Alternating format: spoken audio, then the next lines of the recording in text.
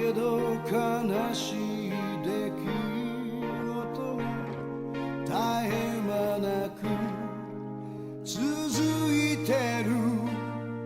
なぜ僕らは傷つけ合うのか。分かり合うことが優しさを生むのに。つながりたいんだ、そうさきっと大きな心になる。Try 巻き込みたいんだ、止まらないようにその愛を走らせて、いつまでも僕ら連なってく。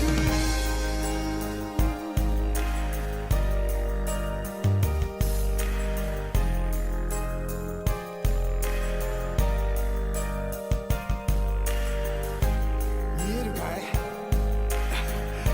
これが僕たちの地球だ。美しい星、ビューティフルスター。輝くためには必要なものがある。それは自然を愛する心、バランスの取れた食生活、十分な睡眠時間、日に焼けた肌、乾いた心では一つにはなれない。つながりたいんだ、高い壁が立ちふさがっても Try 巻き込みたいんだ、いびつな心はすべてを包み込むよ。Love つながりたい。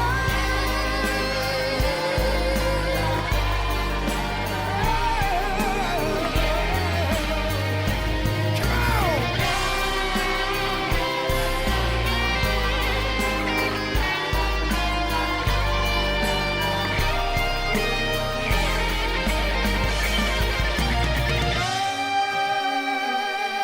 やがて光り輝く星座となれ。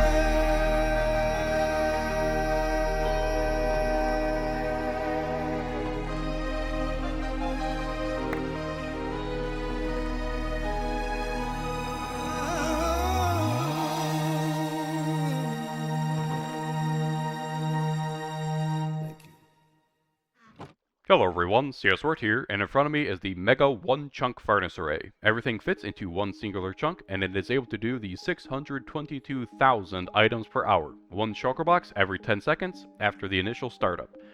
That is to say, it is very precise. We start with a 10-second timer using 25 repeaters at full delay, except one of them is at 3 delay because it goes into a torch, so we need to subtract that one.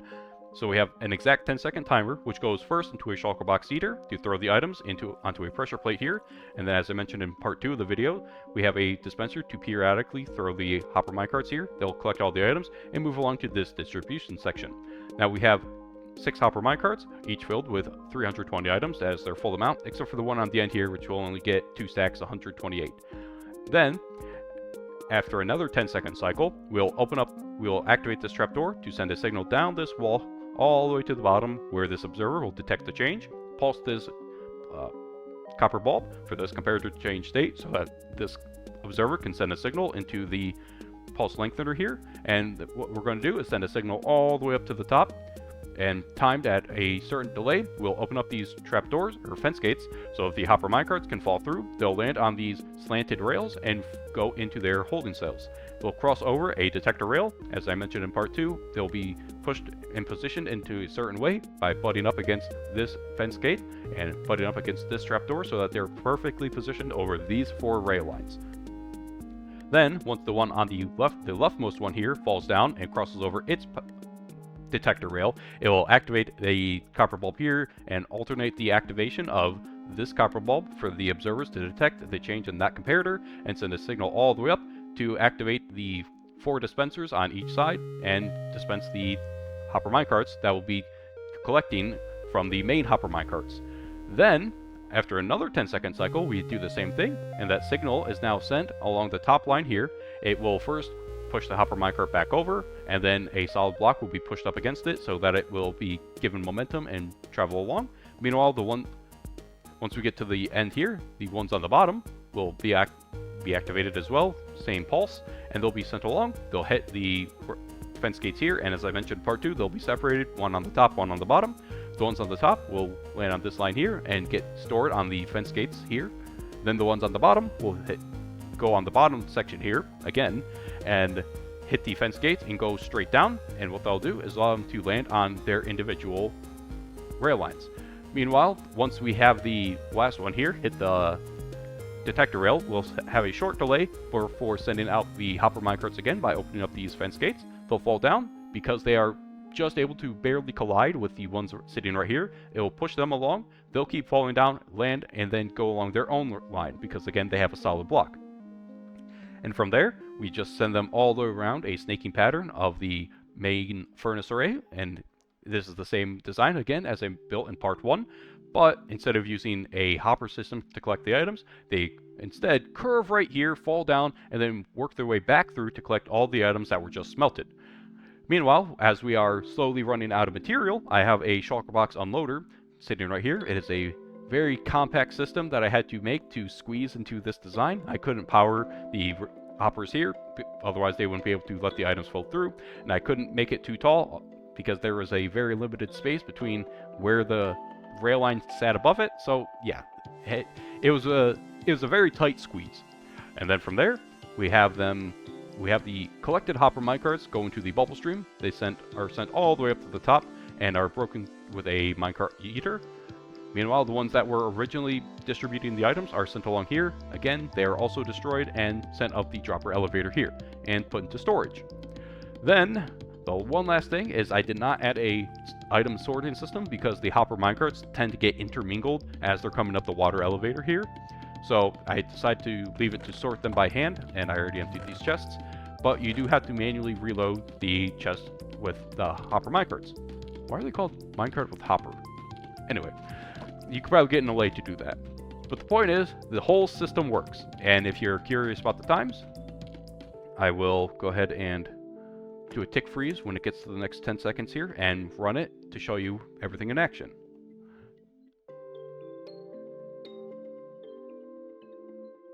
Okay, so now I'm going to load it up with, let's do the chicken. Throw it in there. And then I will do a tick sprint for, I believe 90 seconds is the required time to get it all the way through the system and collect it back up top here. So tick sprint 90 seconds.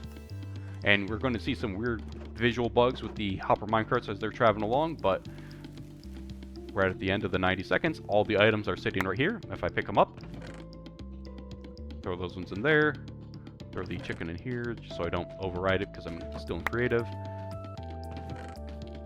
Throw those in there,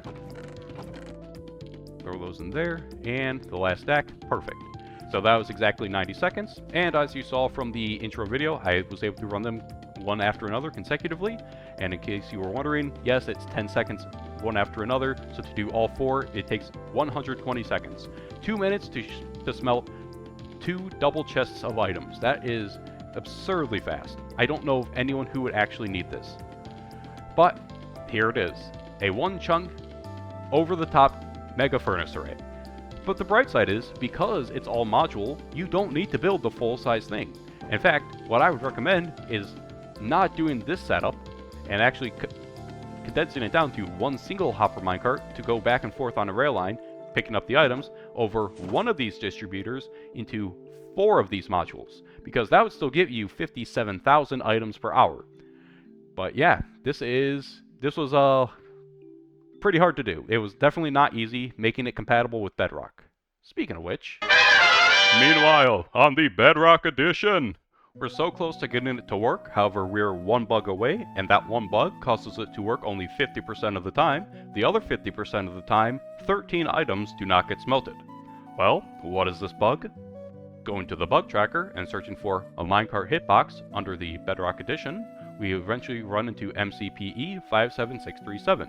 Hopper minecarts pull items from other hopper/chest minecarts which are diagonally up to the south or east. This is a fancy way of saying that when a hopper minecart is sitting on a rail, it seems to be sucking items from the diagonal east or from the diagonal south, and they're not entirely sure why.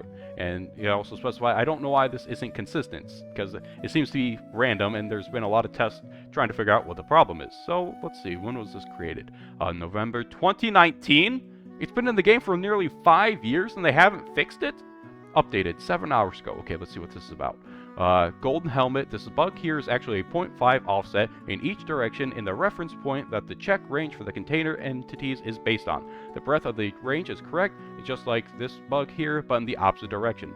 The likely origin of the bug is the code for the hopper minecart pulling from the container entities was copied from the code for hopper was pulling from container entities without accounting for the fact that hopper block position is its lower northwest corner integer coordinate.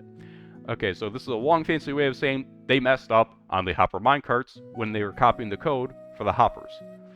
But this isn't entirely true, and I can actually explain it in-game.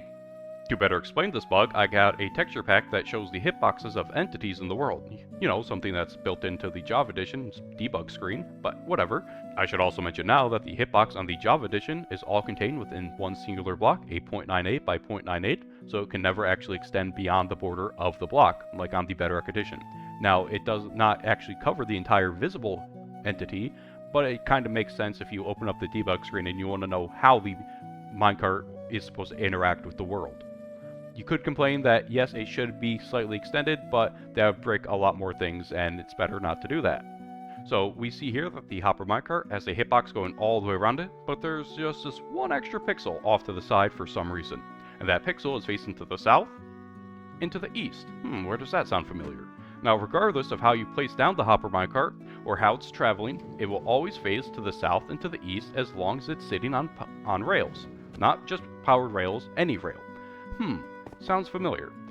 So what exactly is this extra pixel allow me to do? Well, I can right click on that, not looking at the gray portion of the minecart, just this hitbox. I can right click it, I can punch it, it can pull from items above, and it can be pulled from below.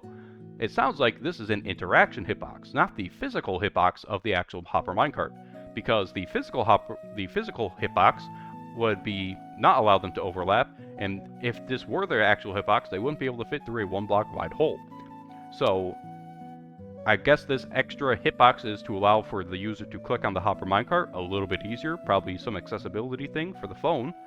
But why there's an extra pixel, I do not know, and that breaks just a lot of things. Assuming Mojang can do this really simple fix, here's how we do the rest of the setup. For starters, as mentioned in part 2, we have a different shulkerbox eater because Bedrock Edition is different. The clock, I need to add 2 additional repeaters at full delay, and then this portion is the same. This distribution is the same. They fall down on and continue along the same. And because I happen to build in one of the 2 orientations that breaks it, normally there would be a observer right here to detect the change of the repeater and pulse the piston to push the minecart along. But I just so happen to have the hopper minecart in the position where, well, this pixel is sitting over the ledge. Let me fix that. Sitting over the ledge, and so yeah, the one below here can suck from it while not even being directly underneath it. That's kind of broken. But other than that, it's the same setup. We have a signal coming from the top here, and fun fact, walls do not update instantaneous like on the Java Edition. They update every tick, much like scaffolding. And then this is the same setup, just slightly reconfigured for this portion, which I'll explain in a bit. Going into the pulse lengthener to send the signal along, and again, because I technically don't need to extend the piston, or have the piston extend to push the hopper minecart over, I don't need this piston to push it back over. And I also, because I just copied this world from the Java Edition, I left these as note blocks because it needed that to update the piston, whatever. Anyway, the rest of this is correct. We need the delay for the signal for this sticky piston to push the block up and have the hopper minecart get pushed along. and the ones from the top here move along the rail line, fall down onto this rail, and will get sucked up by this hopper minecart heater, and it's just a soul flame which instantly breaks the minecart, and then another hopper minecart to pick it up instantly. And I left it as a chest because as I was testing it, not all the items were getting sucked up, and so I was ending up with raw material inside the dropper elevator here, which broke a lot of things. So yeah, I just left it disconnected for right now. Anyway, same thing with the lower hopper minecarts as in Java Edition and mentioned in part 2. They move along the rail here, get split up by the fence here. Now the ones on top here move along, hit this rail, hit this wall, and fall down into the powdered snow. Meanwhile, the lower ones will move along and hit the powdered snow while the top minecart is still in it, and so they lose all their forward momentum and will fall straight down and snap onto the rail line. Meanwhile, the top one, being delayed a little bit, will then fall down and land into the powdered snow here, giving ample opportunity to push this hopper minecart along before falling down and snapping onto its rail, and then solid block, it moves along. Then this setup is the exact same, with the rail line moving all the way along, snaking, and then once we get to the side here, falls down, loops back around, and collects all the items. Now, there is one difference here, and that is I had to have a different shulkerbox unloader than the Java Edition, and I had to use a curse technique for the Bedrock Edition, where I'm detecting the shulkerbox through a piston. Don't ask why that's possible. I guess pistons aren't solid blocks in the Bedrock Edition while they're retracted. Anyway, once the shulkerbox is emptied, the comparator here will turn off, and that will be the only time where the comparator and the torch are both off to change the state of this rail for the observer to detect, to pulse the piston, to break the shulkerbox, which pushes it forward and into the powdered snow, and just like the Java Edition, it falls all the way down into a collection bin. Meanwhile, with another torch on top for this torch tower, going into 2 observers for a slight bit more delay, we then dispense a new shulkerbox, and we update and the comparator detects it and updates the rail before the observer has enough time to send another pulse for the piston to extend and break it. So yeah, it's a slightly complicated setup, but I was able to really squeeze it down, and there aren't just many designs for the Bedrock Edition. I might make a separate video just for this. Anyway, the last thing that I had to do down here is actually deal with this illegal configuration. Normally on Bedrock, you can't have flowing water next to a rail line because it would just flow over and break the rails, because they can be waterlogged with source blocks, but they can't be but they will be destroyed from flowing water, which is very strange because redstone components can be in flowing water but cannot be waterlogged. Yeah, that seems kind of backwards, but anyway, to fix this, all we have to do is move the bubble column back 1 block, and we do still remain within the border of the chunk. It's fine. And so this section here, we will not be touching the water, and for the section where we throw the minecart into the bubble column, all we have to do is leave a space, and we can put in we can put signs, fence gates, trapdoors, anything to stop the flow of the water, and the hopper minecart will just flow, or will fly right into it and flow right up. So once all the hopper minecarts, that's a weird bug. Once all the hopper minecarts fall all the way up to the top here, I did not include any minecart eater because there's no way to consistently and reliably get the items out without breaking them, so I just resorted to punching them. And I believe that's the entire breakdown of the differences between the Java and the Bedrock Edition, so without further ado, let me go ahead and demonstrate it.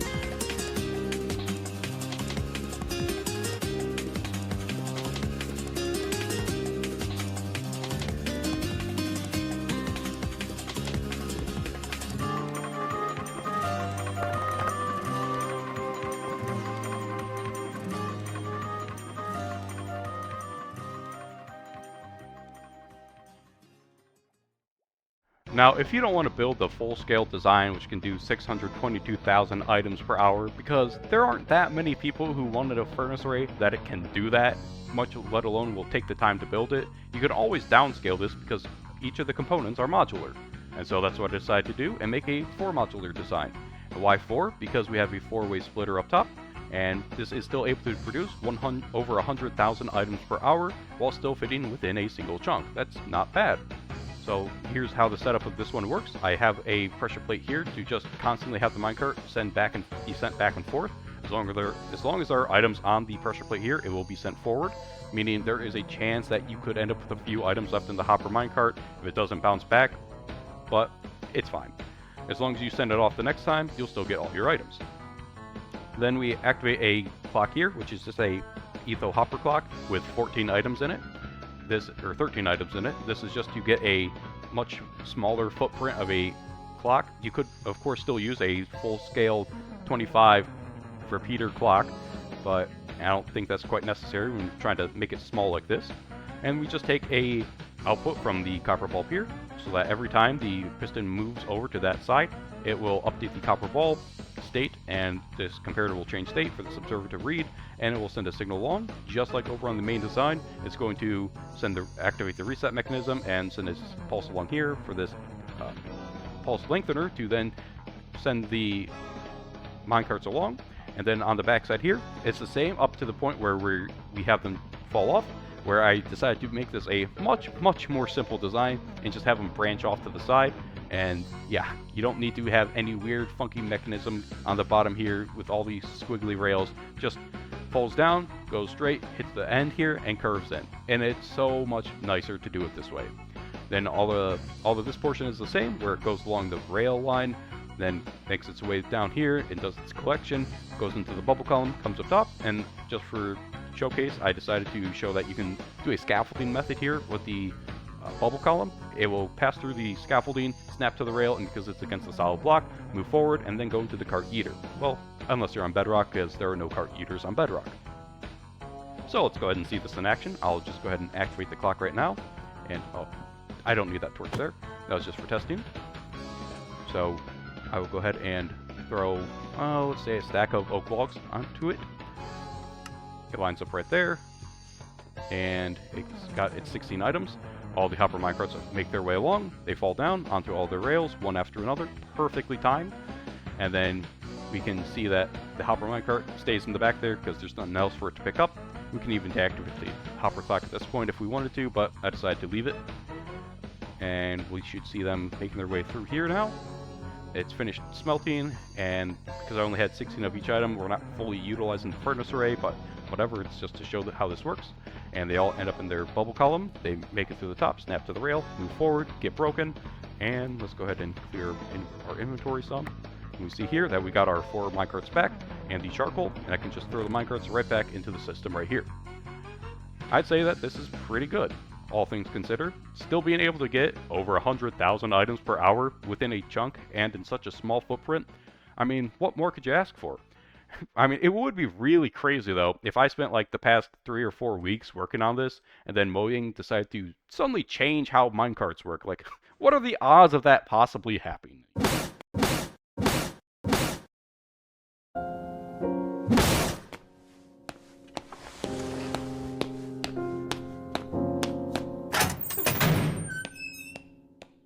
Hello, everyone. CS Word here. Oh, no. I died. To begin the tutorial, we will start by placing down the return rail line. So we'll go in diagonally 1 block from the corner here and place 2 rails, and be sending 2 lines of powered rails going up to the top. And when we get to 4 lines from the back, this is where our return line will start. So we'll have the line coming up to here on the left, and that'll go into a solid block. And then the line on the right here will go over 4 blocks, and then head up and repeat the process, and snake all the way around.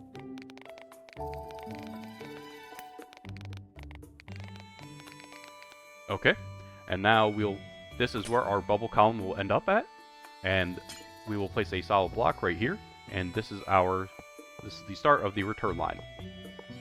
Okay, now everything will need to be powered from blocks of redstone underneath. You cannot use like torches or anything like that, so let me just do that real quick. Alright, and this is how the bottom layer should look. Now from here, we're going to place down furnaces on top of each of the powered rails. And you can have them facing outward if you want, it's not necessary.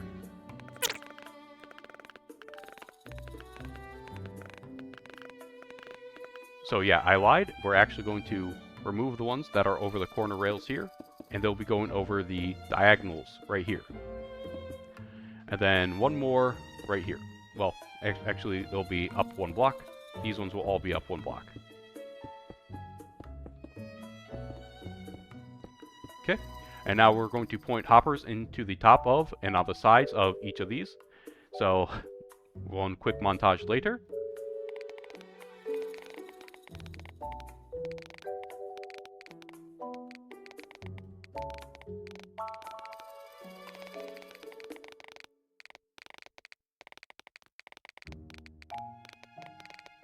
Okay, and now we're going to create the line, the input line of fuel. It's going across all of the lines here.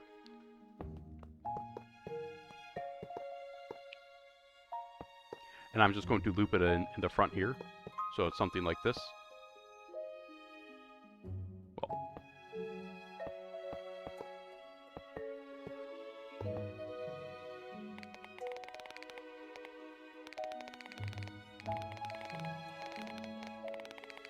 Okay, so now you should end up with a sea of hoppers that look something like this. And if you're using a resource pack to see the direction of the hoppers, this is the direction that they should be facing.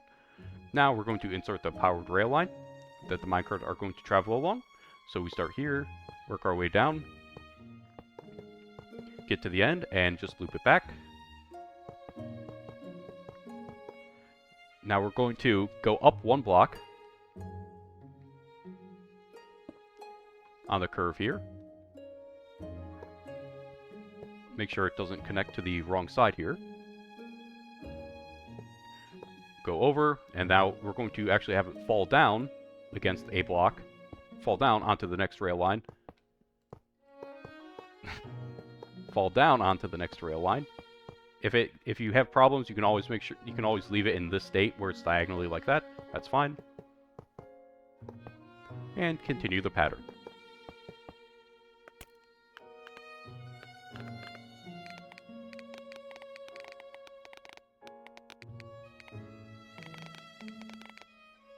And when we get to the very corner here, we're just going to simply wrap it around, like so, and it will go hit a block right here.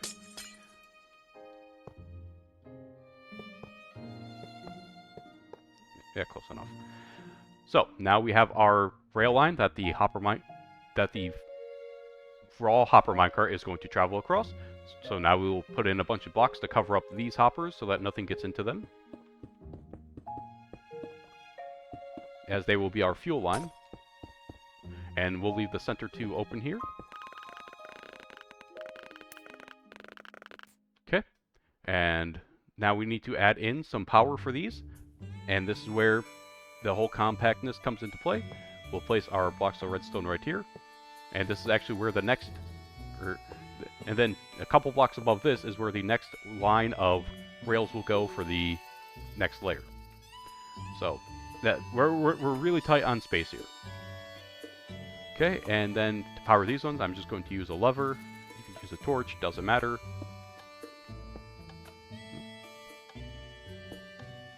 And one right there.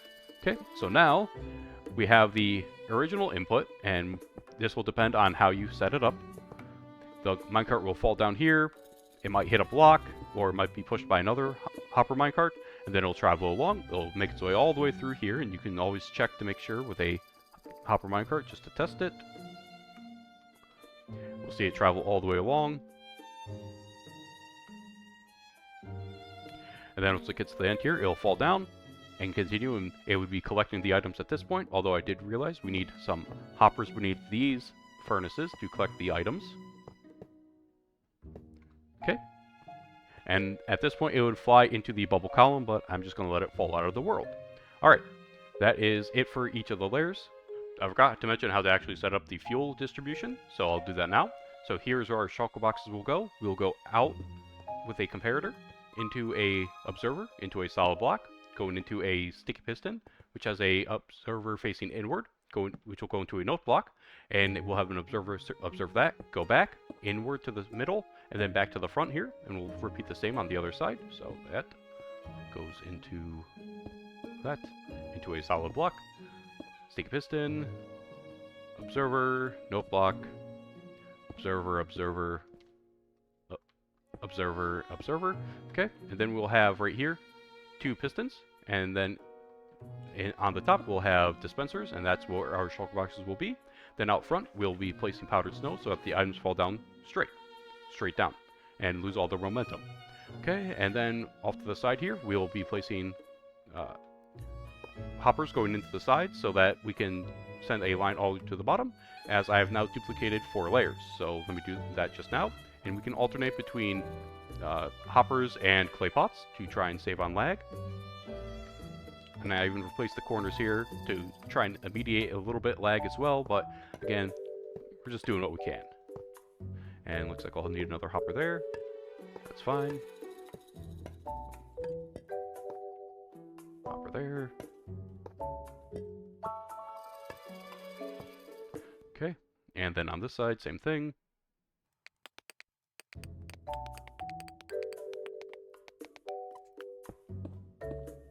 And here we can place just a double chest to put all of to simulate where all of our shulker boxes would be. Okay.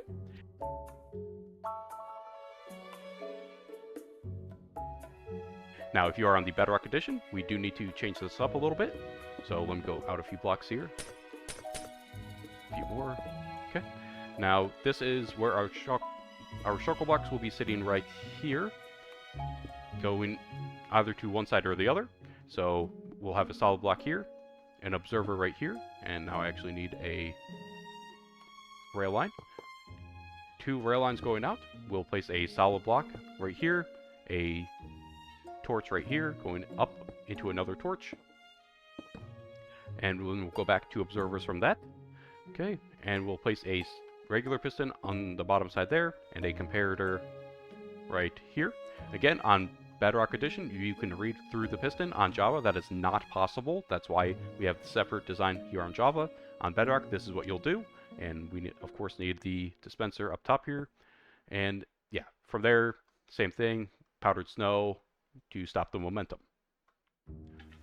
Perfect. And these will be going off to the sides.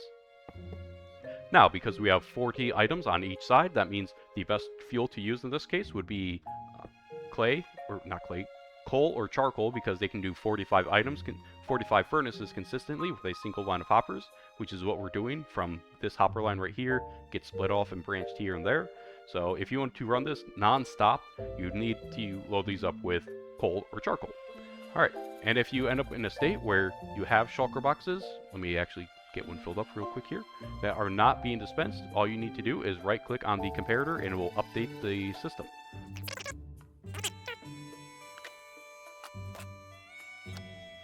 So let me just simulate some being in here. We can right click this once and a second time, and there we go. Now it's primed, and we'll do the same to the other side. Once, twice, and the shulker box did not dispense because I didn't put any in there. Makes sense. So this does require a lot of shulker boxes to keep the system fueled, but yeah. Alright, now moving on, we will now add a bubble column to the back here. So we're just going to go straight up, as high as we need, but I'll just cut it short for now. And fill in any of the gaps right here so that we don't end up breaking anything. And we of course need soul sand and water.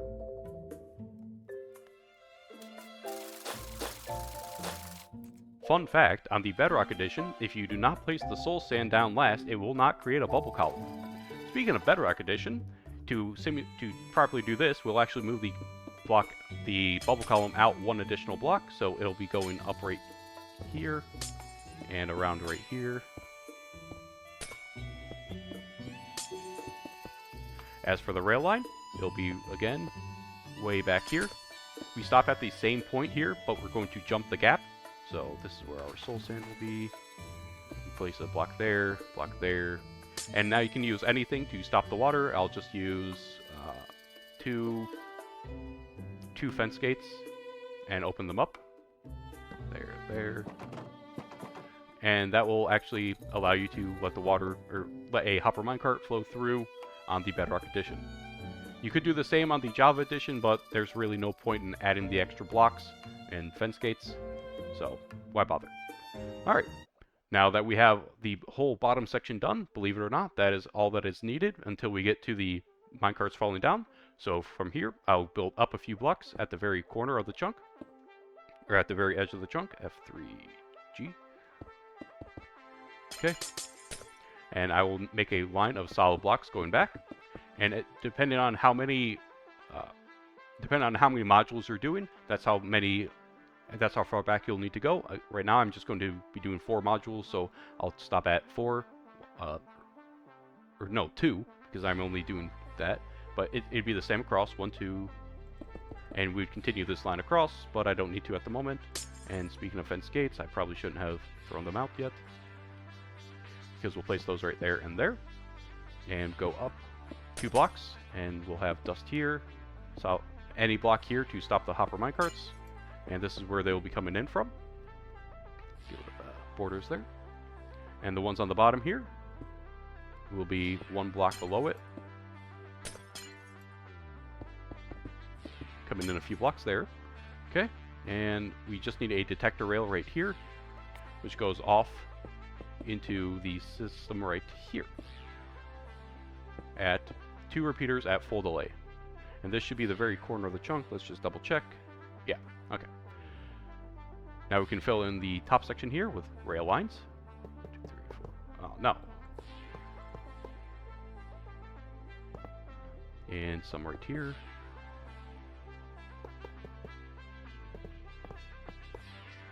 And you can extend this back as many as you need to. I think that 3 is enough for the top section, and probably 4 or 5 for the bottom. And we can just place solid blocks here. Actually, we can make these solid blocks and just use a lever on the side, or even making those a block redstone. Okay, now we'll go up a few blocks from here, and this is where we'll be placing the This is where the output of the 4 distributed hopper minecarts from the 6 distributed hopper minecarts will go. Again, if this section will be all lined up right next to each other, but when we get to the higher up sections, you will need to stagger them. So this one will stops right here. What do I want to do? Okay, let's change it up. Do these here. No, these here. Okay, and this is where we'll have the top layer fall down, so let's do that.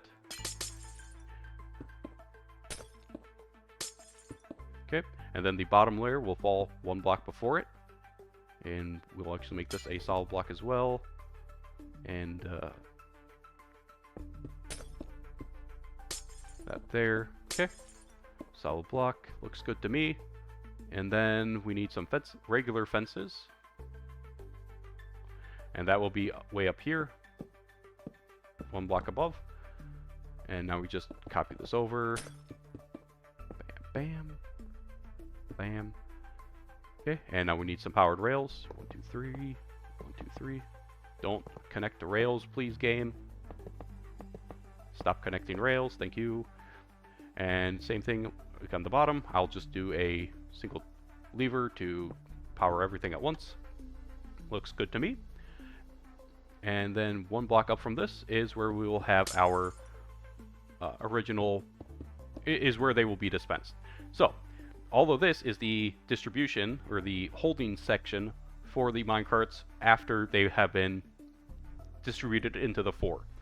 If you're on Bedrock Edition, what we'll do is we'll just extend this section out a little bit, all the way to the edge here. Now, if you are wondering, though, I will say, if you are wondering why we are using this setup and not just having them go and fall onto straight blocks, it's because we only have 3 blocks to work with on the back here. And if you wanted to have them fall down and hit a block, all of them, that wouldn't be possible because you'd need 4 blocks for that to happen.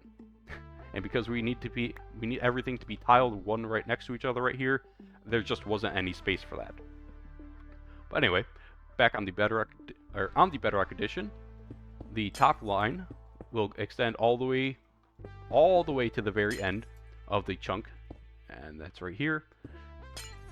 And we'll leave a gap there and place some powdered snow one block diagonally below the actual rail line supporting blocks. So those go there, and then the bottom line would be right here, and the fence would be right here. And yeah, this is the setup you'd use on Bedrock. But on Java, this is the setup we have to use, where they get distributed like this, fall down into this system, and then fall down again. Okay, now from here, all we need to do is actually distribute the hopper minecarts.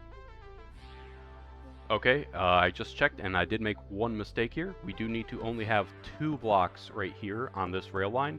Otherwise, we will be extending 1 block over on this side. So let me just push these back 1. And rail there. That there. And then place those there. And these forward 1. Okay. Now from here, what we're going to do is have a dropper facing upward on the back section, a dispenser facing inward on the 2 sides here, and then we're going to put rail facing forward on the rest of this. And please stop pretending like you know which direction I want to place the rail gate. On the back of those, we'll place 2 solid blocks, and now we'll need a fence gate again. We'll place it on either side of the front here. I'll do the left side here because that's what I'm familiar with, and now I will go place a couple blocks back here, 3 blocks back. This is where our input rail line will be, and so we will need a couple blocks right here. We'll have a observer right here to look at a piston, and the piston will be right. And our piston will be right here, and that will be right over top of the fence gate, and then we'll have one on the other side right here. Right there, okay? And then we'll have a non-movable block right here, just in case we run into any issues with the sticky piston in the back here pushing its block forward. We don't want to break the whole system. And on front of that, we'll have a open trapdoor. Now, if in the future minecarts get changed and this doesn't work, we can always swap this out for a block with a slightly bigger hitbox, like amethyst clusters or whatever, but it's fine. So now, we'll pretend that we have the line coming in right here. We'll need a repeater right here at the second delay. We'll go back 2 blocks, a solid block here, and then a sticky piston facing to the front right here, and another solid block in front of right there, and we'll put dust right here. What this will be doing is it'll allow us to simulate the triggering from the fence gate. So let's just pretend. Okay, we see that the piston here pushed to the side, and then this one pushed forward, so that would give us the opportunity to have the hopper minecart get realigned on the rail, and then this one to push it up against, and so a hopper minecart on a powered rail with a solid block next to it will force it to get powered, so it'll move along. Alright, that looks good to me. Okay, and because of how compact this already is, the next one would have to be right here, and then the block right there, that goes there. If you were to continue the pattern along, you get the point. So let me just go ahead and build that real quick, although I only have the 4 set up beneath, just to demonstrate how this is. So, 1 second. Okay, so with all those, this is how it would look if you're building the full-sized array, where they're all packed one right next to each other. However, because I'm only doing the one, I'll only focus on this one, and send the glass line all the way to the back here, and we will need a repeater here, send a dust line to the front, or send a dust line all the way across. Okay, now at the very end here, what we're going to do is actually build downward and go power these blocks here so that we can actually activate these rails here, and that will be done by having a repeater going into it. It doesn't matter what delay, I would just leave it at none.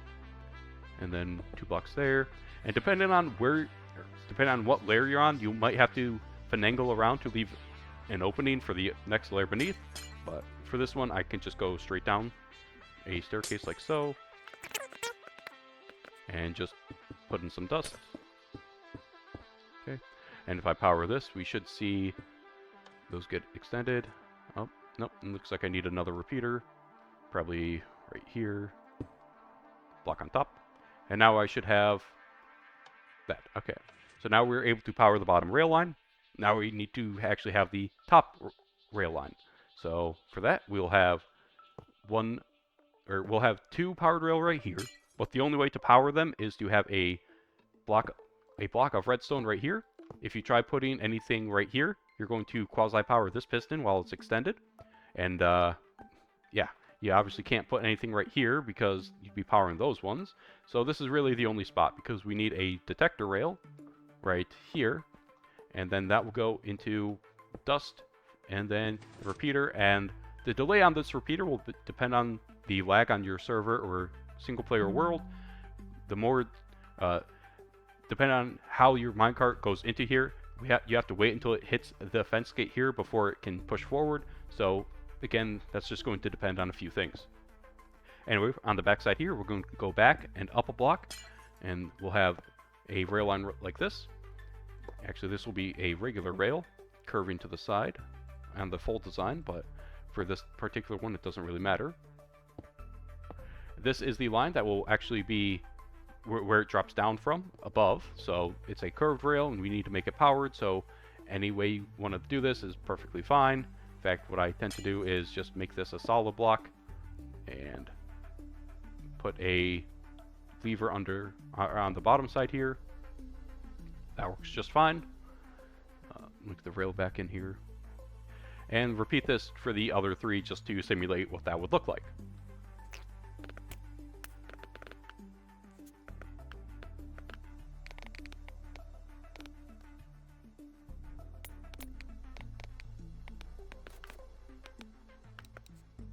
Okay, and nope, you just got to make sure that the rail does not snap to the wrong direction.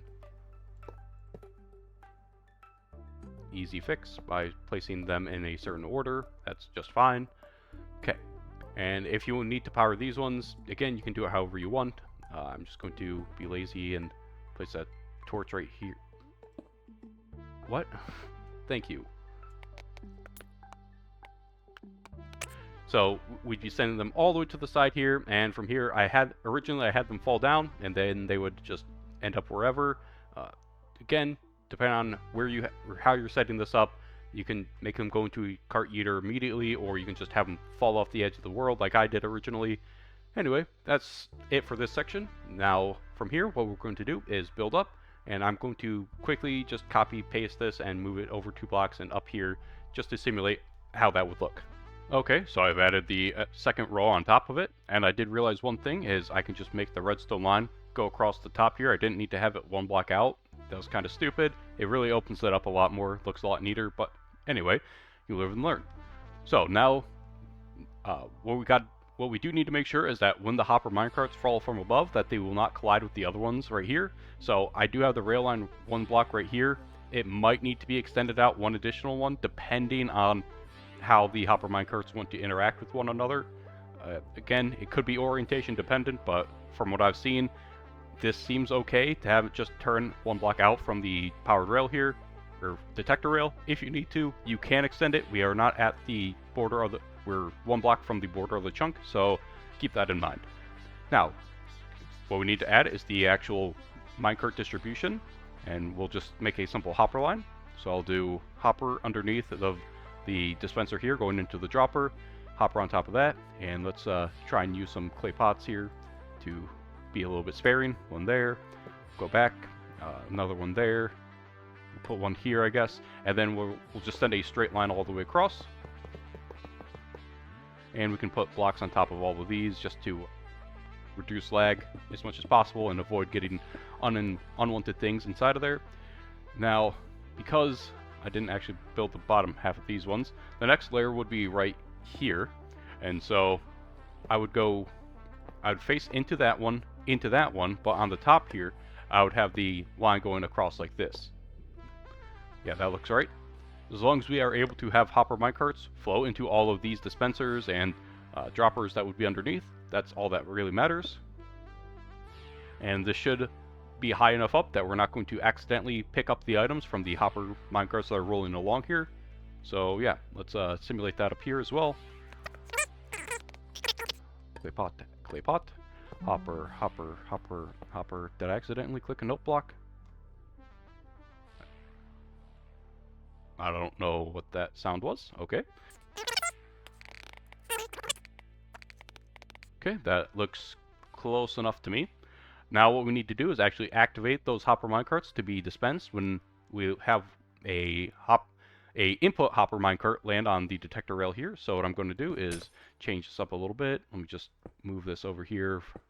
And what I did originally was I did a target block into a copper bulb going into a comparator, which goes into a block to power another copper bulb, and then we have a observer facing down right here, go into this comparator, and this is the one that will change states, and then we just need to power these, and the best way to do it is to put in a few blocks right here, and actually we need to have one of them be a observer facing downward so that we can send a signal upward like so. And I think that the best thing to use here is powered rails.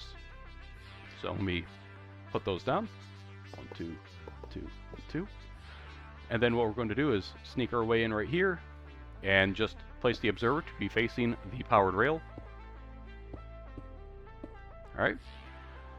And now we need to make a line of observers a line underneath this for those observers to read. So let's make another line of powered rail. And right about in the middle is where we'll place another observer pointing downward just to read another observer line. So let's throw this in and put some power rail in right there. Okay, that looks like it's going to be good enough for the top layer. If we pulse this, yeah, we see that observer there pulse, so it would trigger these two dispensers and the dropper underneath. And yeah, I know there's supposed to be hoppers here, but I'm just skipping over those small details right now because it's a big build. Now for the bottom one, it's going to be, again, just whatever you can manage. And I should really have put in the other droppers, so let me just simulate some of those being here. 1, 2, 1, 2. There should only be one on this side. Okay, so that's where the other ones would be, and we'd have the line here.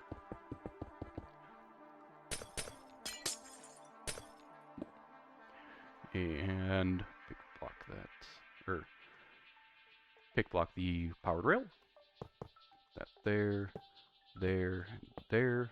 Actually, there's one more on the side here. The one that actually needs powered. Okay. Wait, nope, they need to be an observer again. My bad. Now, from here, I think the simplest thing to do is just send a straight signal down so that we have 3 observers facing down here. 1, 2, 3 facing up, meaning they'll be dispensed at the same time. And I'll just do a simple redstone line going all the way across. Ideally, we don't use redstone dust because of the lag that it generates, but what are you going to do? It's just an easy thing to do right here. But that should be this whole section complete. We have the input line coming in here, goes across, and then, well, I didn't forget to snake it down over here, so let me throw that in real quick. Oh, there. I guess I'll put it right here. I don't know how far the signal needs to be. Okay, and you can always power it just to make sure you have a good signal. So let's throw a torch down, and it does get all of those. Good. And from the bottom layer, or the one that I started with, let's throw a repeater there. That dust.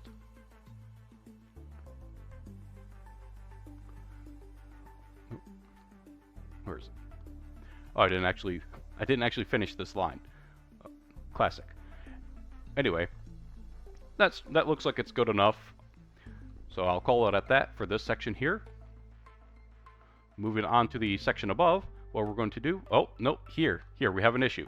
Right here, I blocked the path that this would fall down, so I'm just going to make sure that all the other ones are good. One, that one's on top, that one's on bottom, that one's on top. Okay, all these other ones look good, so I just need to move this over a little bit. I'll just extend it one extra block and do the same step downward like so. Powered on again, make sure it all works. Alright, that's good. So now we can actually build the section above it, and then we'll hook everything together up into the clock. So this is my reference point, going all the way up here. You can build this as high up as you need. I'm going to try and keep it a little bit compact but spacious here. So this is where I will put fence gate. Fence gate. And we're going to do this all the way to the back here. Do this one, and then we'll break every other one and make them solid blocks. No, we need a solid block right here next to the fence gates, and then one block above those we'll have the dust line right here coming in from a repeater. And I found it to be at max delay, but it'll depend on how I do the rest of the setup here. We'll run the line of dust across, not needed right here. Now above these we'll surround this area in blocks. Yeah, that makes sense. Just run it across, I guess, would be the easiest method here. Then break the ones above there. We don't technically need these ones, so I'll clear them out. And we need blocks right here, just so that the hopper minecarts have something to bump up against and fall down. Okay. Now this part, it will completely depend on the setup that you need and the orientation that your system is currently. So let me check real quick and see what that is. Alright, so now what we're going to want to do is build a solid line of blocks going across the back here. We will extend one past the furthest on the left here and go up a block and put a torch underneath, and I will fill in powered rails in every other block here. So get the powered rails, and we'll also need the detector rails. So let's throw those in there, there. I'll even use a lever to power them from underneath. You can use anything you want, but again, levers are pretty cheap, especially compared to redstone anything that needs dust. And now we'll add in the rail line right here, and what we see is that it automatically curves to the front. So the signal that we will need is one that is off by default. If we saw it curve the other way, in other words, if we saw it curve towards the starter block here, we would need to invert the signal, but it curves like this. So what we'll do is go back 3 blocks here, break these lines here, place a solid block here instead, and the one on the end here we can actually just leave as a regular rail line. Now we'll place a detector rail on those, and on the side going towards that starter block, we'll place a redstone torch on each of those, a block on top of each of those, a torch on top of that, a block on top of that,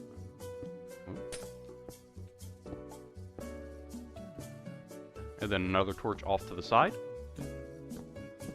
And then on the rail line, we'll place 2 blocks. The first one doesn't need to be anything. You can use transparent blocks. I'll just keep it with solid blocks here.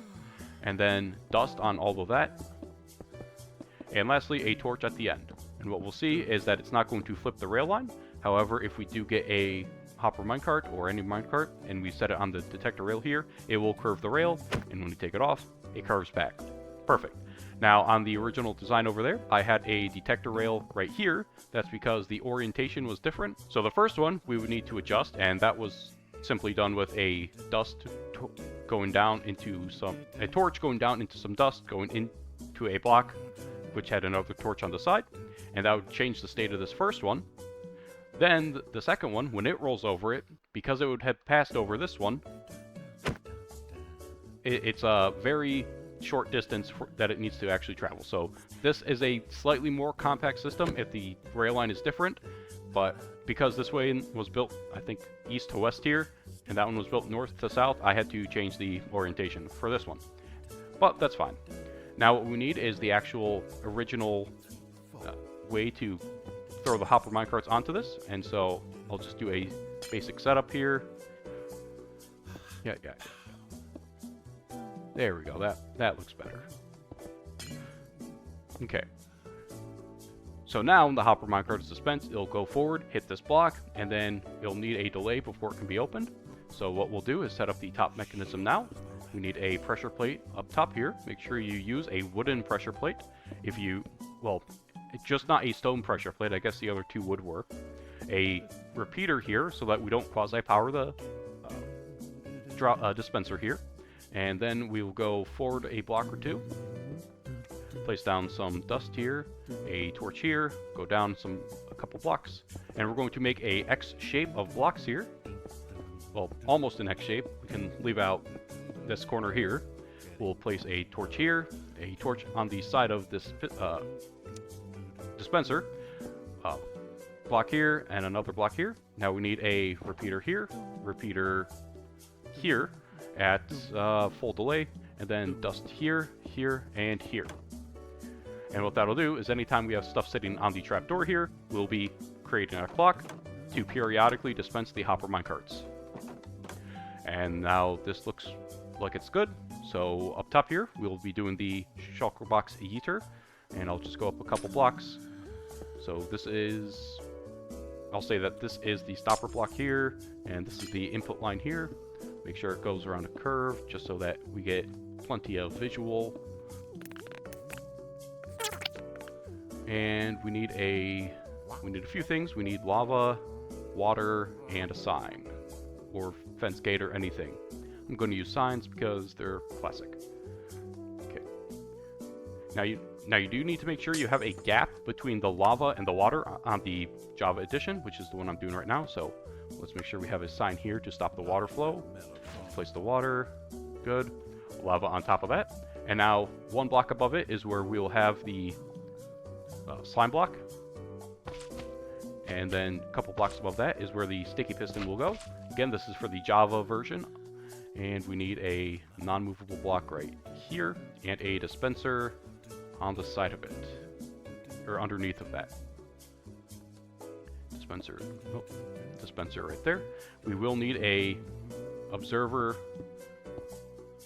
one block back, or one block further back. A torch on top of here so the piston is extended, and then a repeater at the first delay to detect any changes in the note block, and that looks like it will work.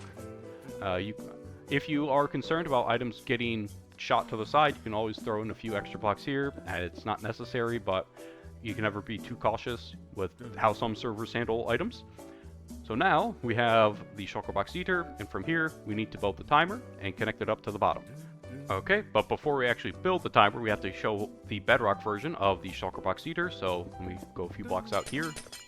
And what we're going to do is start off with a, let me try and line this up. We'll start off with a honey block. This will be the spot that the shulker box gets thrown to. We will need a dropper pointing into that. And then underneath of that, we need a lava cauldron. So let me put a cauldron there. Some lava, and no, this does not work on the Java edition. I'm just showing how it works on the Bedrock, how you would build it for the Bedrock edition. Okay, a observer going into that, or an observer looking at that going out of it, and then it goes into a solid block, and then that powers this dust here to activate this sticky piston right here. Okay, and then up top here we will have another dropper facing downward, and going into that will be either you can use a observer or a repeater. I'm just going to use a repeater and have a observer go into that. And then a trap door is what I used on the Bedrock edition. In my build, you can use anything you want, but as we see here, the Java edition kind of messes it up. This is the correct setup for the Bedrock edition though, and we see that it's lined up to be in line here. So this one wide thing moves over to this one wide thing. Alright, now for the actual timer, we need 25 repeaters, but 27 on the Bedrock edition. So we start off with a torch right next to the note block here. That's just so that we can actually activate the shulker box eater every 10 seconds. And let me throw a lever on top of that to stop it from triggering. Now we'll build out and do 25. And there's no real consistent way to do this, so I'm kind of just throwing some glass down and hoping for the best here.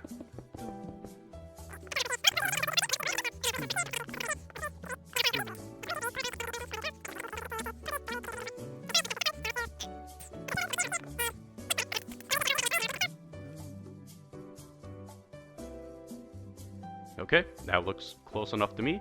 Now again, if you are on the Bedrock edition, you will need to extend this and have 2 additional repeaters. So if this were Bedrock, you would need 2 more at max delay. I'm just going to tack it on right here just because. Okay, but because I'm on Java right now, I will reduce it back to what it should be and hide the borders. So now we have a 10-second clock. It will slowly move along the snake here, and at 10 seconds, it will turn off, and we are cycling every 10 seconds an on-off state. Okay, and at any point, you can just flip the lever and turn it back off. Alright, so... Oh, I know why this looks weird. It's because right here is where I build my trapdoor. So let me reconfigure this a little bit.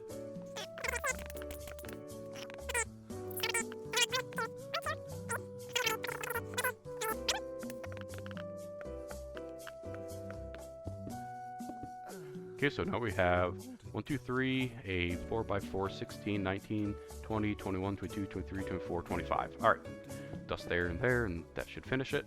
Okay. Actually, you could probably move this in one here, but whatever. Compactness is not important with this part. It has its own layer just for this.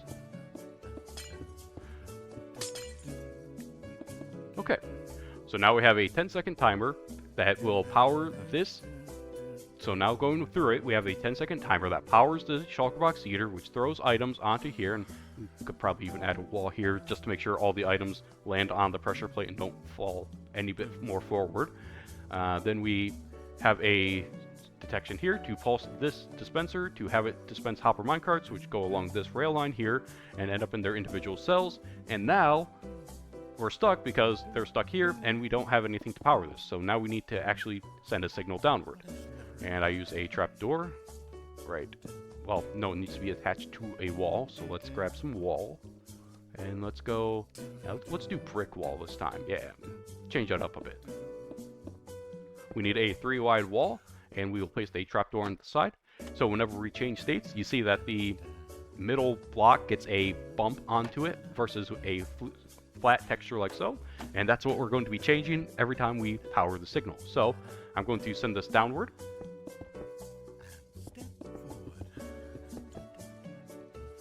And what I want to do is end up being able to power this line right here first. So I don't know how far down this should be, so I'm just going to kind of guess.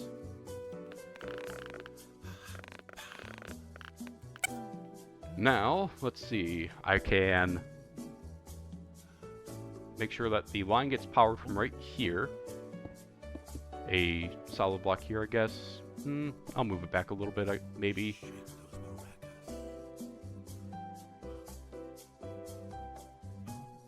What I need to do is have a staircase of dust coming up the side here. So, oh, I completely forgot to put the observer right here. So that would definitely help it. So if I have the dust going diagonally like this, quasi power would probably activate that. So let me actually space it out one more. We got plenty of space to work with on the side here, so I'm not too concerned. We need dust there, there,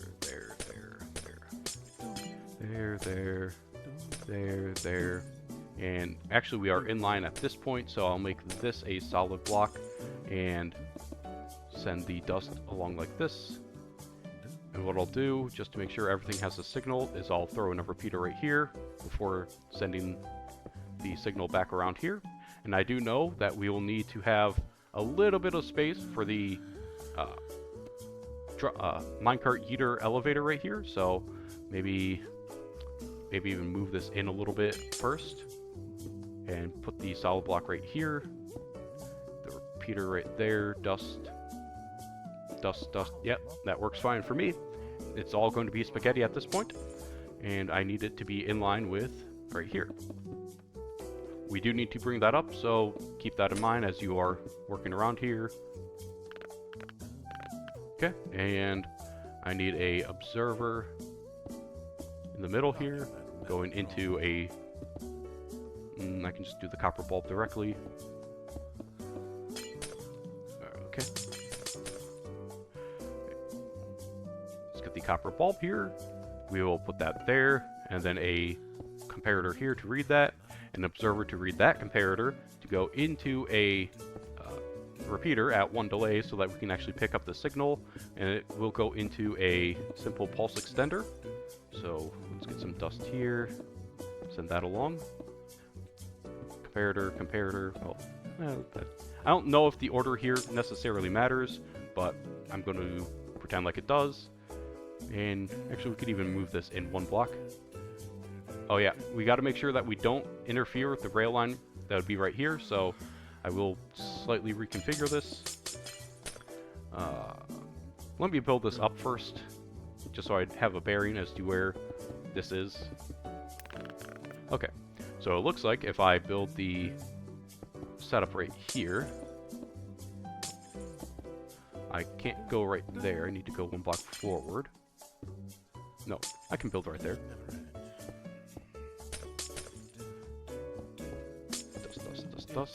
Dust. Comparator. Okay, and that should reach. Okay, we see everything triggered. That works just fine. And this section up here, it looks like I would be okay.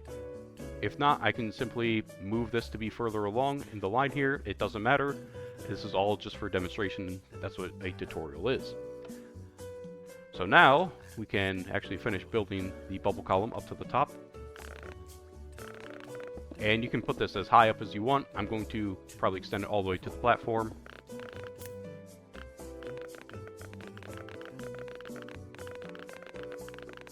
And now that I'm at the top here, you can do whatever setup you want to collect it. If you want to have a minecart eater, or if you want to just break it manually like on the Bedrock edition, that is completely up to you. So let me go ahead and throw a few extra blocks in here. A pressure plate or something to stop the water flow. And now I can fill this up with water. And hope and pray that there are no holes.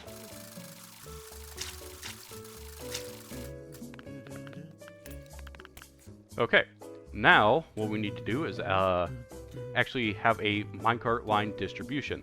So what I'll do is send the... Yeah, I'll send the hopper line straight down right here. Let's pick block that so we don't accidentally throw down water. Line here. Clay pots. Okay, and now from here I can just keep doing the pattern all the way up to the top, so I can reload the hoppers into the system, or the minecarts into the system from the top here. Okay, close enough. And I'll just build a small platform to make it a little bit neater.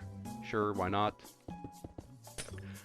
Alright, now I have a place to stand. I can walk over here, I can activate it, maybe throw a few extra blocks in so I can reach to the dropper right here, or dispenser, throw the shulker boxes in. Alright, this platform looks close enough to me, so I'll call it at that.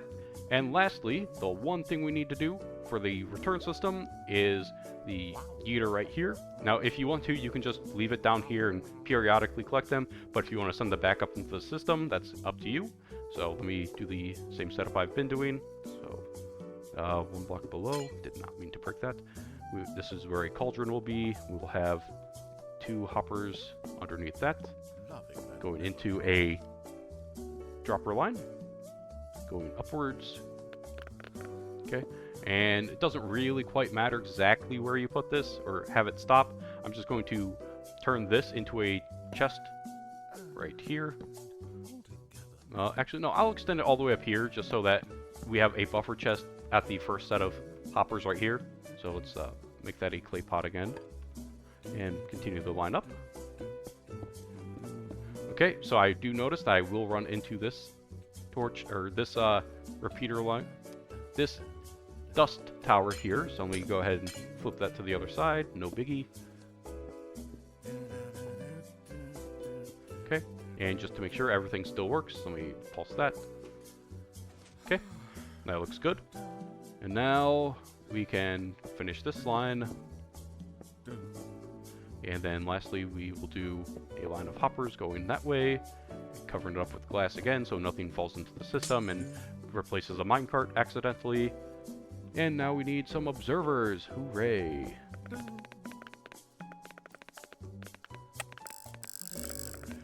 Now this one, I will have the piston extend upward for it. This one, I'll have the piston extend upward into it.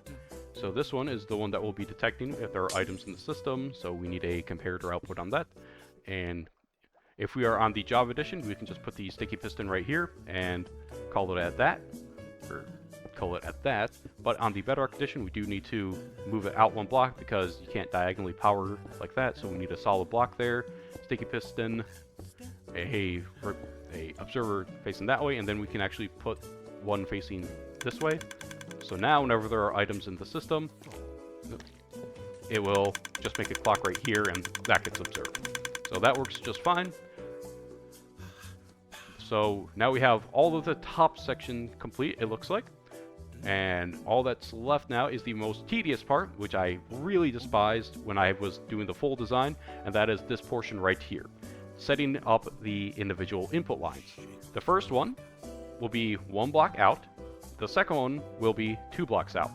So for this first one, pretty easy. Straight down, and we'll make sure that the one in the back doesn't bump up or doesn't fly off to the side, so we'll put some blocks there.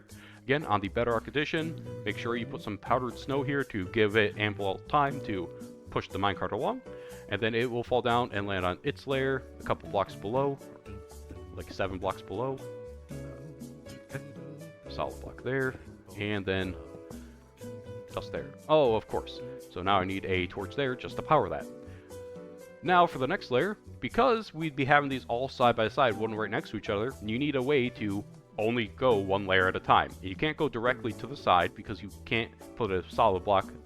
You can't go directly to the side like this and have a line going to curve like that because you need a solid block here, either to make it curved or to just have a block for it to be powered off of. Otherwise, the one next to it will also fall down onto that. So, the best thing I could come up with, well, let's see. This needs to be 1 block further out. Right here is where it will line up. Yep. Wait. It will line up right here. And then the one below it will be right back here. The one on the back is always the easiest because that's just going to be a solid block and a powered rail going into a curved rail. So let me grab a curved rail real quick. And make sure you don't have any weird too many turns that will cause the hopper minecart to get stuck or to interfere with this line right here. But for this one, oh boy, I'm going to, let's see, I'm going to raise it up 1 block, have it go forward, I guess, turn, and fall down to be onto this one. Yeah, that'll work.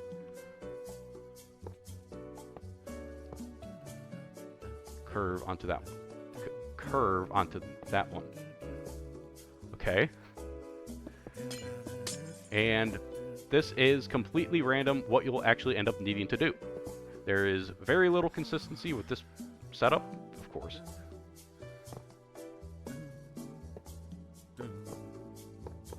Stop changing the direction of the rail game. Thank you. And I need a power source right here as well, so I'll just throw a lever. And yeah, it's mostly just going to be a bunch of that randomness going all the way down. And this is actually 1 block too far out. Okay, so if you decide to go with the full design, good luck with that portion. I mean, I'll give you a world download. You can look at that one for reference. It's just a pain to try and finagle your way through this portion. But other than that, I believe that this design is complete now. If I'd missed anything, feel free to point it out in the comments. But that is all I have for today. Oh, wait. I forgot, I was building only the 4 tall one. So I gotta scrap most of this.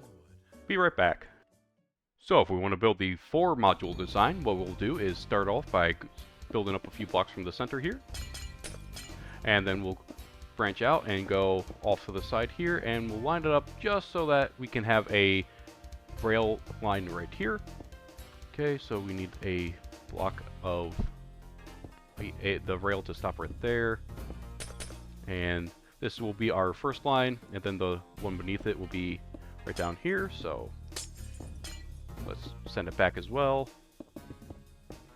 Okay, and we need the bottom line to extend 2 blocks beyond the top one.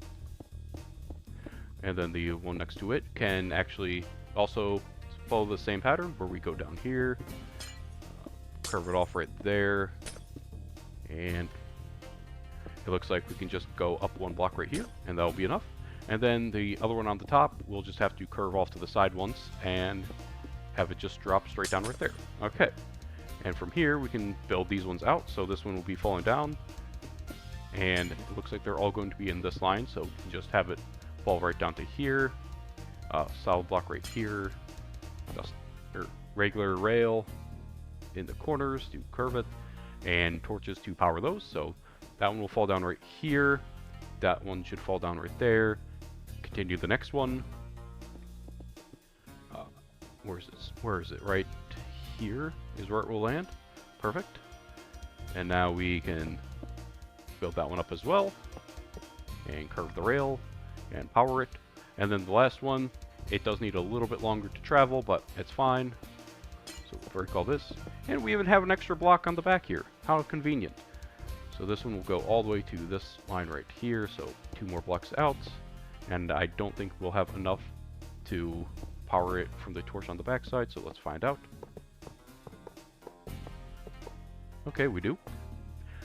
Alright, so that's it for the bottom section. Now let's actually get the rails in up top here. We need a curved rail. That's not going to work.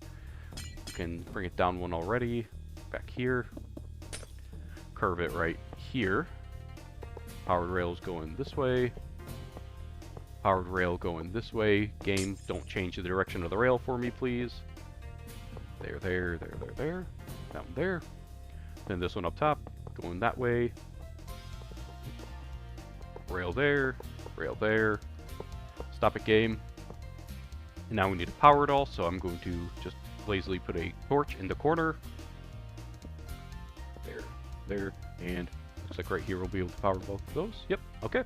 And now we need the fences on top. Right there and there. And now 2 blocks up from where that is, we'll have the 4x distributor. So we'll place 3 rail right there. Stop changing the direction of my rail, game. Now we need a dropper facing upward on the back corner here, and then dispensers pointing inward on those.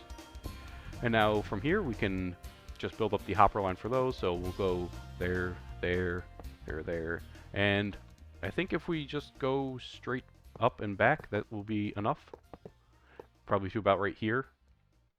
Yeah, that looks close enough. So now we need a solid block right here to power those rails, and we need repeaters going into that at no delay, dust going into that, and that's how we'll power that. Now for the top section here, we'll place down a regular piston there and there. We'll need a non-movable block here just in case the piston tries to push the trapdoor, or a block that's in front of the trapdoor.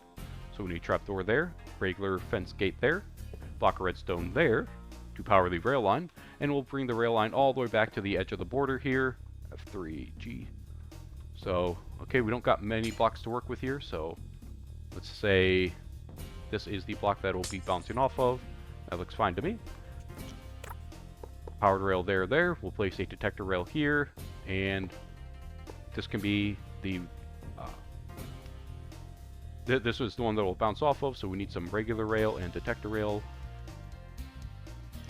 Detector rail there, regular rail right there, just so we have a gap, and then we can take the signal from this, get some dust and a repeater going into an observer. So now every time the hopper minecart travels across this, it should get pushed aside.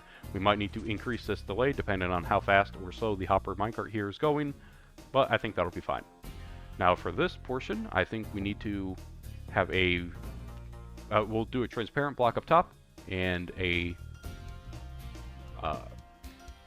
pressure plate on top of that. Make sure it's not a stone pressure plate. Then we'd have a signal that will send back like this, 2 blocks, and dust here, and then we'll put a torch here. What this will do is let us set up a basic observer clock off to the side, or etho hopper clock off to the side here. So I'll make this a note block that gets pulsed, and this will be our one line. Now you could go with a full scale 25 repeater, get that precise timing, but that's not quite necessary with this design because it's more of a budget friendly one.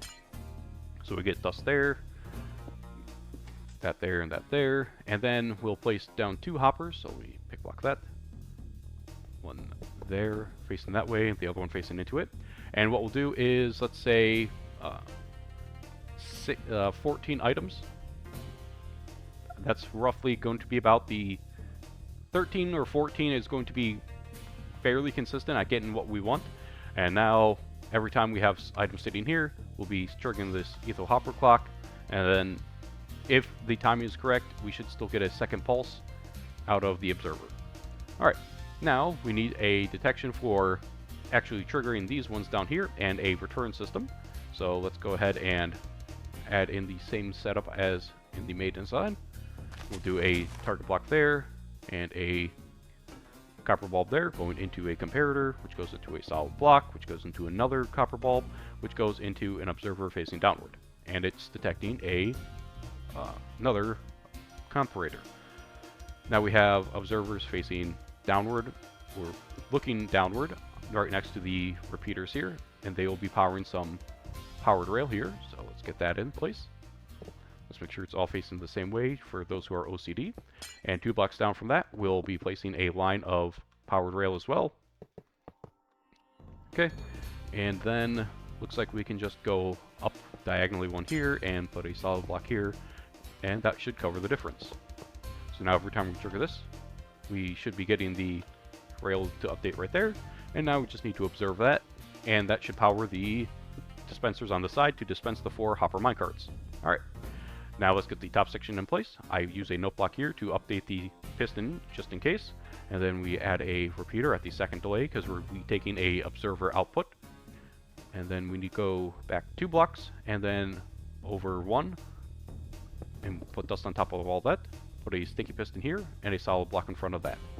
Alright, so now we send the hopper minecart along every 10 seconds.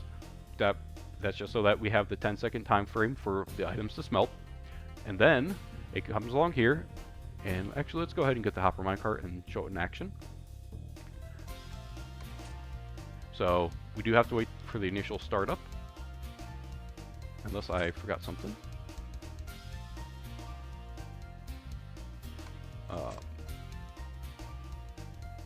Maybe this observer pulse isn't long enough. Okay, no big deal. We can just move this to the side here. Put a block, put a torch here so that we're powering that. We need to wrap the signal around, so let's go ahead and put that like so. Make sure we don't interfere with that copper bulb. And now what we'll do is take the observer out of this, go that way, and go into a repeater at 1 delay or something. Okay, so that lines up there. We didn't, oh, they clicked, but there are no hopper minecarts on the bottom.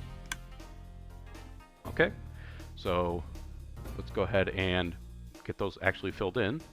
We can just send a hopper line across the top here, like this. And we could throw in some clay pots, but again, it's not quite necessary. One there, there, and right there would be our positions.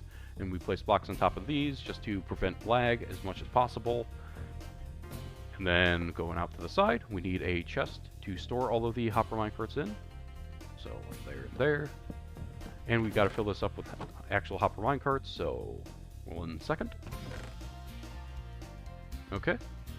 And now I just need to make sure that the ones in the back here are actually preloaded with one. Otherwise, the first time we trigger it, it will not get the item to be dispensed. So let's go ahead and put one in there. Now if I right-click this, we should see that the 4 are dispensed. And now I just need to connect this return line to this output line. So let's go ahead and just make that a line of blocks here. Don't want to accidentally power that, so I'll go back 1, go up, up, and that. Okay, so now if I do a observer output from right here, put the dust over top of that, and trigger it, the 4 on the bottom did not go.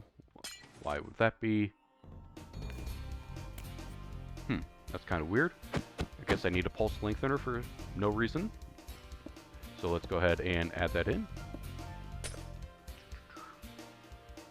I guess right here is as good as any.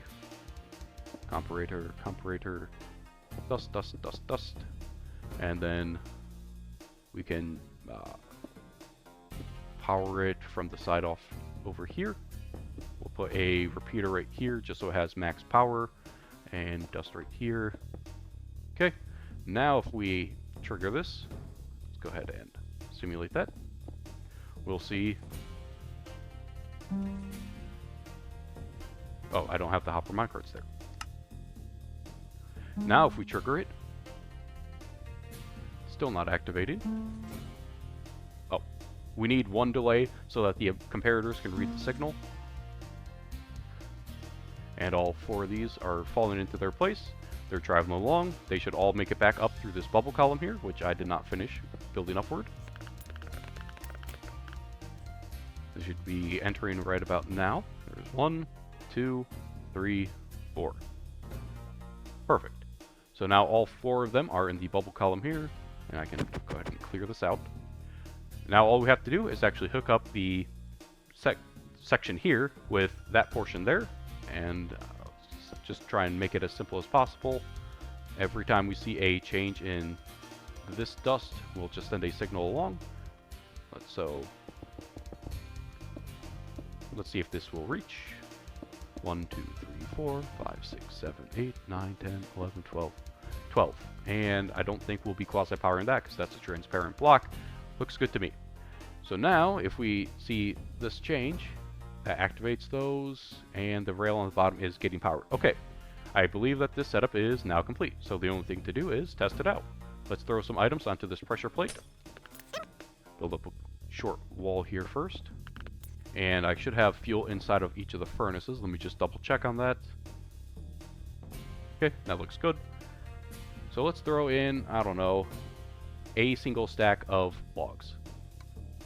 It travels along here, gets pushed along, they get picked up, that changes states. The hopper minecarts did not get sent along for some reason that time. I don't know why that triggered again. Okay. Oh.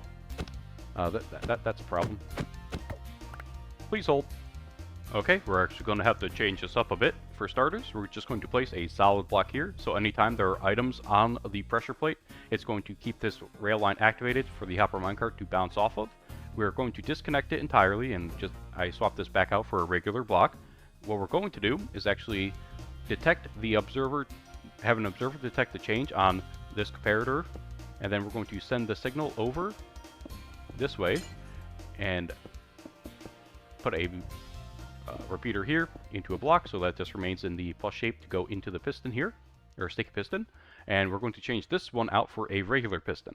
Alright, so now every time this triggers from the hopper minecart going back every other time, we'll start this timer, and what we're going to now need to do is increase the number of items in the clock. So it should be about 25 now, so I need 11 items. And we'll see that once this piston extends, it's not going to retract it, so we don't have a looping clock. It only triggers once the items clear back out of here. Okay, so we're going to take advantage of this and put a copper bulb here, a solid block here. We're going to put a comparator right here and have a observer look at that comparator, and it's going to go into a block to send the signal along here. So now every time this comparator updates, which is only happening on the retraction of the block here, not while it's sitting there, we're going to send the signal along, and we can now see that we are getting a long enough signal on the pulse lengthener down there, or a signal all the way over here to the pulse lengthener, and it's functioning properly. And other than that, I think we are good to go. So let's go ahead and throw another hopper minecart onto the rail line here and see it in action. So place that there. We'll take a full stack of, let's go with something slightly different this time. Yeah, let's do one of the terracottas. Sure, orange terracotta. So it goes along here. We did not get the hopper minecarts on the bottom to dispense. Why is that? Oh, because it's every other time here. Let me just pulse this once more. So now they are distributed into the 4 hopper minecarts here, and then after 10 seconds we'll see this pulse. It sends the signal along. These 4 go into their respective arrays, and they start filling up. Perfect. So now this one is sitting there waiting for items to end up back up on the pressure plate, which is exactly what we wanted. And we should see the 4 hopper minecarts making their way up to the top here. There is 1, 2, 3, and 4. Okay. Let me clear a bit of my inventory and collect the items. And we got a stack of orange glazed terracotta. Perfect. So now I'm just going to build this up a little bit more so that the bubble column reaches to the top here, and from here you can do whatever you want, whether you want to manually break the hopper minecarts or a automatic cart eater, that's up to you. Where is the water? To build the cart eater, I guess I can show how I've been doing it one more time. So let's get a rail right here, and again on Bedrock Edition there really isn't a consistent minecart eater, so you'll have to bear with that. Actually what we could do is make this a scaffolding block, although sometimes the hopper minecarts get stuck on that, so keep that in mind if you do want to go that route. And I'll just demonstrate what I'm talking about on that. So scaffolding, place that there and there. We need a solid block right here, and we need a powered rail again, so let's pick block that right there, and another right there to go into the, go above the lava. Oh no, oh no, no, no. Whew, I forgot, this isn't the Bedrock Edition where it just destroys the rails. Okay, so if the water flows out, you're completely fine. Whew. Anyway, as I was saying, we're going to get a lava cauldron and set it 1 block below here with lava in it. We'll go out 1 additional block from there and place a rail line, and this rail here will be waterlogged. We just need to make sure that this line is powered, so I'll place a torch right there. And now let's go ahead and put up some walls so that no more water flows everywhere.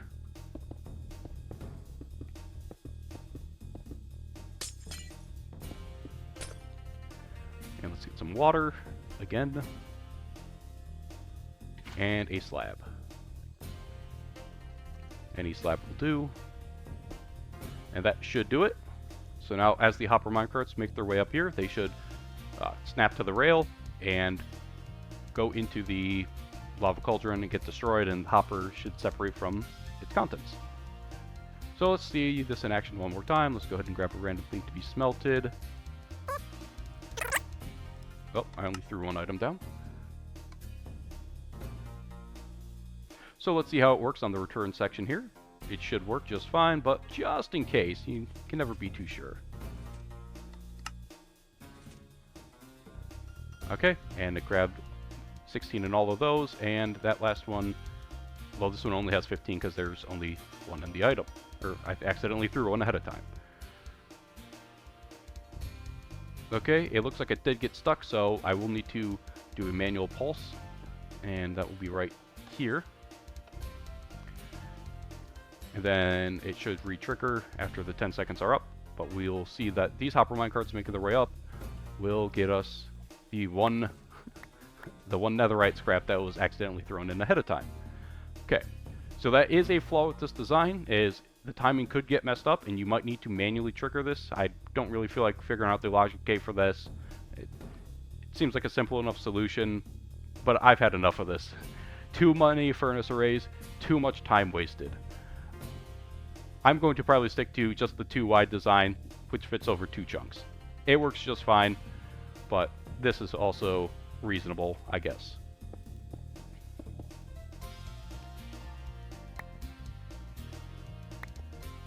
And 63. Alright, so the system works, and, well, now the only thing left to do is to actually, well, make the video portion of this. Well, if you were still watching the video at this point, you must be pretty dedicated, and I'll tell you the secret. To actually fix this, all you need to do is power the etho hopper clock independently with a lever. You don't need to have a comparator read, an observer reading the comparator here and powering the hopper clock from over here.